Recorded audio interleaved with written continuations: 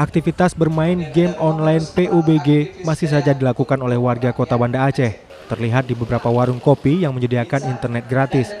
Meski MPU Aceh telah mengeluarkan fatwa haram bermain game PUBG atau permainan game online sejenisnya.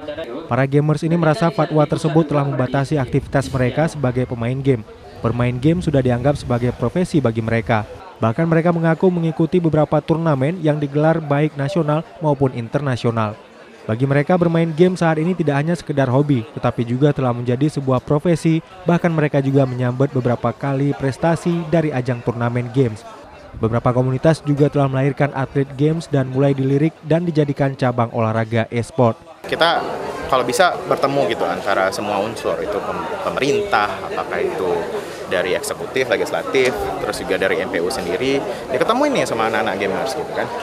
Paparkan di mana mudaratnya, di mana nggak baiknya. Dan kami dari kami juga akan memaparkan bagaimana positifnya, bagaimana luar biasanya prestasi yang sudah kami telurkan selama ini.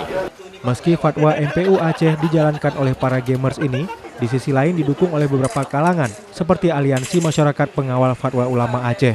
Mereka terus melakukan upaya sosialisasi dan pendekatan persuasif secara bertahap kepada para gamers.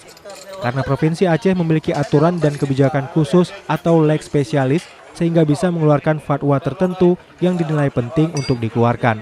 Diharapkan fatwa dari MPU Aceh ini juga menjadi rekomendasi untuk MUI Pusat.